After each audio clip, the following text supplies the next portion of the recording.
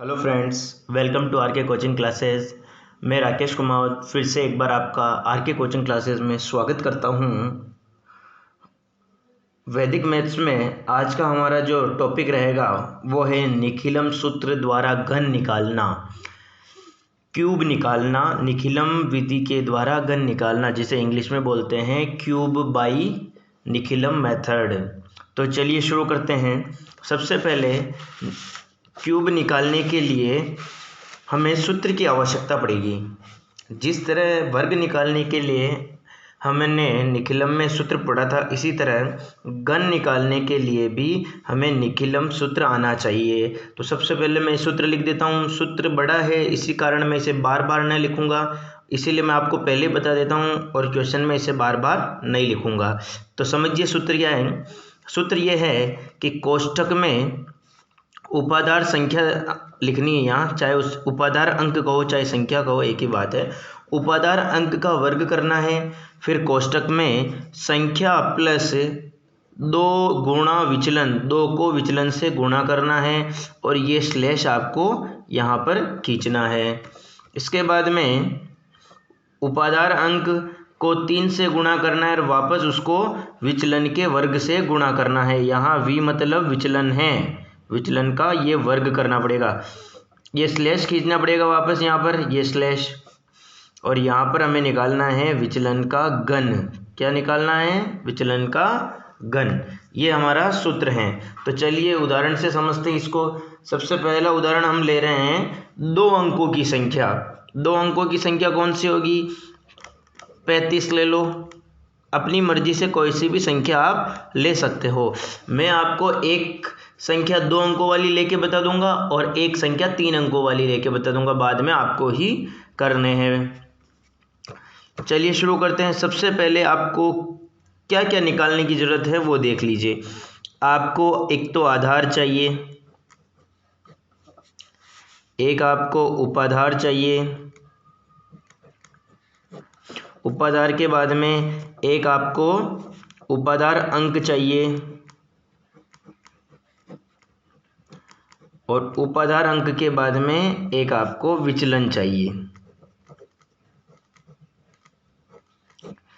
आधार कैसे निकालना है? जब मैंने वर्ग विधि बताई थी तब मैंने आपको आधार निकालना समझाया था।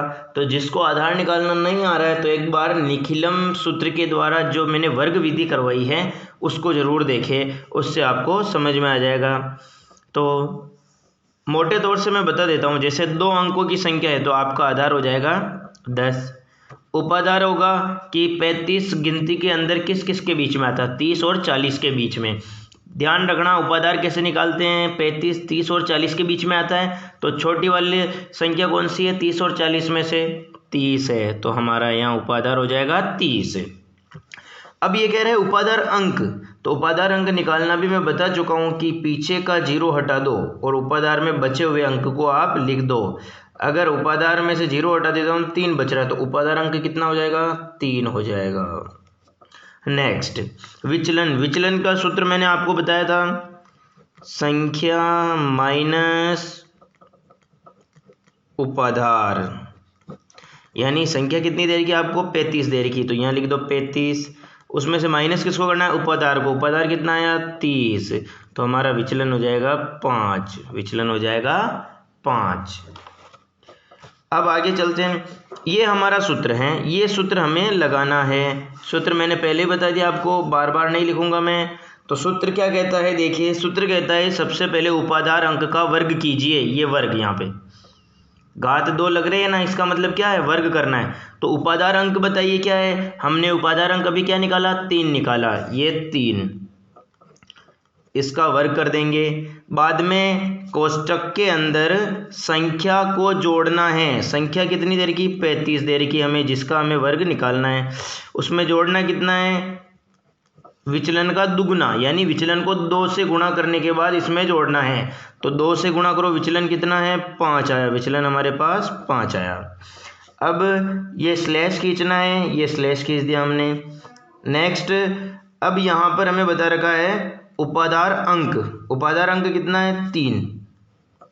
उपाधार अंक को गुणा करेंगे 3 से और उपाधार अंक को गुणा करना है 3 से और वापस किससे गुणा करना है, विचलन के वर्ग से। और विचलन कितना है, 5। विचलन हमारे पास कितना है, ये 5 के वर्ग से गुणा करना है। नेक्स्ट, विचलन के घन क्या निकालना है, हमें विचलन का घन निकालना है। विचलन 5 है तो 5 का घन यहाँ कर दीजिए।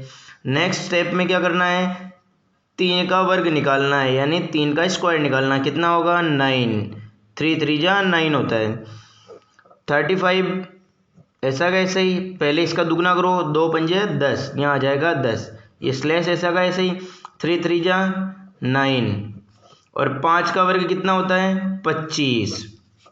5 का घन कितना होगा, 125। यहाँ घात 3 है, इसका मतलब क्या है, 5 5 5, आपस में 5 × 5 × 5, यानी कितना आएगा, 125। इसके बाद में आपको क्या करना है, देखिएगा 9 ऐसा कैसे, 35 और 10 को जोड़ दो तो हमारे पास आएगा 45। ये स्लैश ऐसा कैसे ही, 9 और 25 को गुणा कीजिए, 9 और 25 को गुणा करेंगे तो 225 हमें प्राप्त होगा। नेक्स्ट देखिए 125। अब आपको क्या करना है, देखिएगा 9 और 45 को गुणा करना है। 9 और 45 को गुणा करेंगे तो कितना आएगा, 405 हमें प्राप्त होगा। कितना होगा, 405। 225 ऐसा का ऐसे, 125 ऐसा का ऐसे। अब आपको क्या करना है, ध्यान दीजिएगा थोड़ा। अब आपको मैंने बताया था कि आगे जो संख्या होगी उसमें कितने भी अंक हो, 1 हो 2 हो 3 हो, कोई फर्क नहीं पड़ता है, लेकिन इस स्लैश के पीछे कितने भी स्लैश हो जाए सब में एक एक अंक रहना चाहिए। जैसे देखो यहाँ 125 है, ये 5 केवल यहाँ रहेगा, बाकी ये 12 कहाँ जाएगा, 225 में जुड़ जाएगा। और जब इस 225 और 12 को मैं जोड़ूंगा तो मुझे कितना प्राप्त होगा, 237। कितना आएगा, 237। और ये 405 ऐसा कैसे लिख दीजिए, इसमें अगली स्टेप में जोड़ेंगे इसको। अब आगे की बात, यहाँ एक अंक की संख्या है, यहाँ पर भी एक अंक की संख्या रहेगी। बच रहा क्या है, 23 बच रहा है। क्यों, क्योंकि हमें इस 7 को यहीं रखना है और इन 23 को आगे ले जाना है। क्यों, क्योंकि नियम ये कहता है कि इस स्लैश के बाद सभी संख्या एक अंक वाली होनी चाहिए। इस 23 को यहाँ ले जाएंगे, इसमें जोड़ेंगे तो कितना आएगा, 5 और 3 8, 2 और ये 428। और अब हमारा आंसर कितना हो जाएगा, 42875। ये हमारा आंसर हो जाएगा। ओके बच्चों, समझ में आया। इसी तरह नेक्स्ट मेथड हमारा है, इसी का 3 अंक, अगर 3 अंकों की संख्या आ जाए तो हमें क्या करना है, ध्यान दीजिएगा। 3 अंक की संख्या के लिए यहां मैं ले रहा हूं संख्या